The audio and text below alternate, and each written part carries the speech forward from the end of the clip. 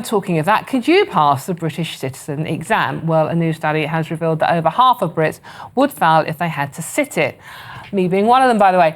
Just 42% of those who took a sample version of Life in the UK quiz achieved the 75% pass rate that would be needed to become citizenship.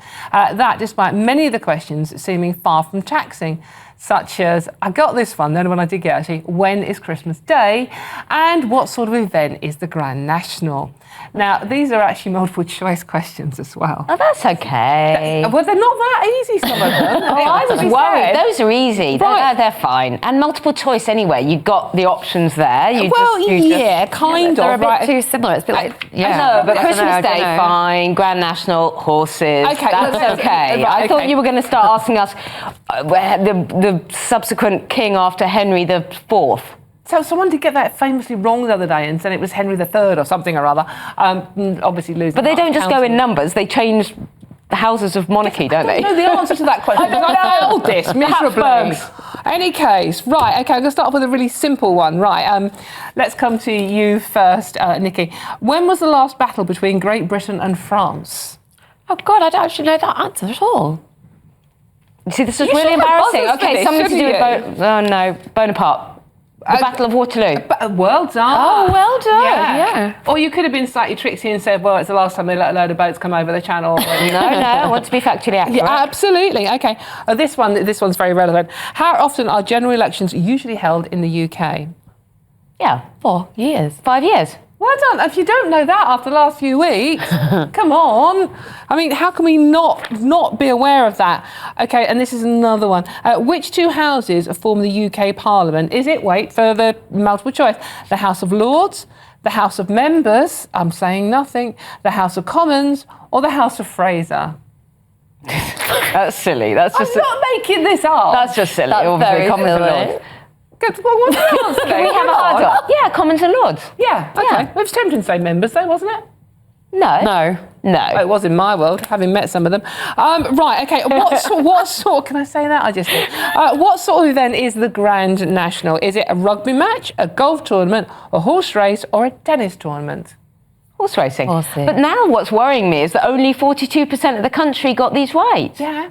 That's surprising because the questions are really obvious, aren't they? Some of them are. OK, who was voted the greatest Briton of all time in 2002? Was it Isaac Newton, Winston Churchill, Alexander Fleming, or Mo Farah? Must be Churchill. So you're really good. I mean, you two can stay here. But then again, coming over from another country, these things might not be as know. So I mean, this is stuff you absorb. This is like knowledge. Some of it is knowledge. But then the Battle of Waterloo question was quite hard. Yeah, but you're clever.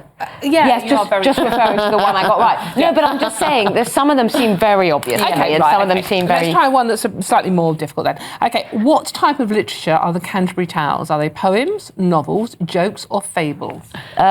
Fables. Well, they're sort of poetic fables. Oh. Well done. Yeah. Actually, poems is the correct answer, but poetic fables is sort of hedging your bets a bit there. It is written in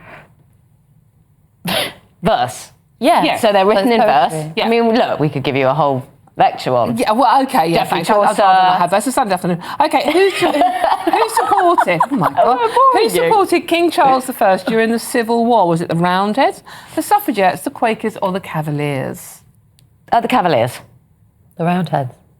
Another point for you. Yeah, because Charles comes from Cavaliers. Yeah. OK, and what's this one? Although I did think it was the Roundheads. This is one that confuses a lot of people, actually.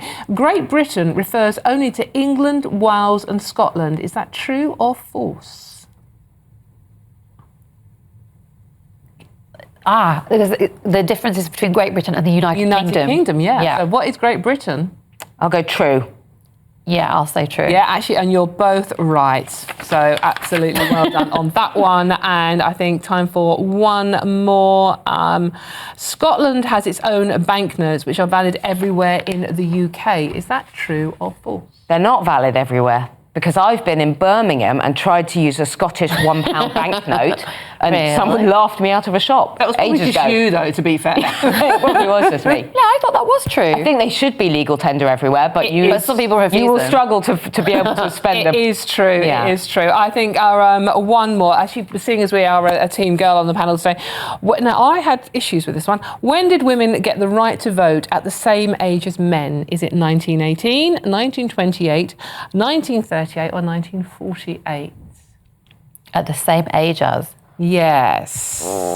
It's either 1918 or 1948. I think it's 1918. It's the correct answer is 1928. Oh, But when women first got the right to vote, it was only married women of a certain social status. Yeah. So this question isn't quite clear, to be honest with you. So if you're confused at home, then that is probably Christmas Day. Do we need to do that one? Could it be the 25th? Of which July? month? Though? Which month? July? Okay. So I mean, what do we make of this? I mean, how are people actually failing this? It's a funny mix, isn't it, of really quite historical kind of academic stuff, I think, and then really, really obvious stuff. But maybe, I don't know. But I just find the test itself is odd to me. Because What's it testing? What's it testing? And what's the most useful stuff you could ask someone to learn in order to live well in this country? That's the question then. What questions should, I mean, you can play at home, or what questions should we be asking people who want to become a British citizen? What is the most obvious question, Nichi, that you would ask them? I would say milk or hot water first on the tea bag. That's very British, though. That is... that really is important to know that, and how about the scone issue, jam or cream? I mean... No, I'm not going down that route. I think genuinely what would be the most useful thing, and this is what I've observed in people that aren't able to really operate in this country, is can you speak a bit of English? I think, and I don't mean that in an unfriendly way, but when you see like mums who are relying on their children who've learnt English, I think having a basic knowledge of or helping them with learning some languages would be a lot more useful than these funny questions.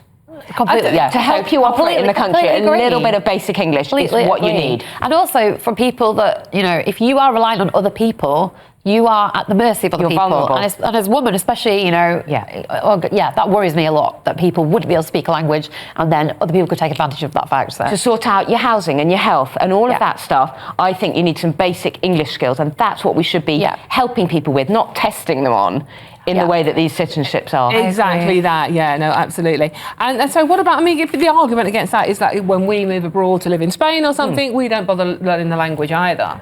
No, and you're right. And I think that, in order to kind of take part in a country, you just need a bit of communication skills. And so we should do the same. I mean, people, Brits abroad, they just shout really loudly and go, waiter, 2 beers, please, and wave their euros around. So I suppose that's what we do abroad. But it's funny because I used to live some of the time in Cyprus, and I do speak bad Greek, the Cypriot accent. And I went to Cyprus the other week, and I was there using my bad Greek. But it completely changes how people receive you if you just try. You don't have to get it right.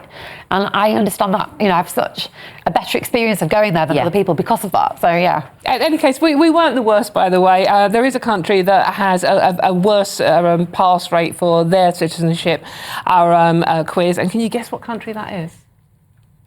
America. Australia?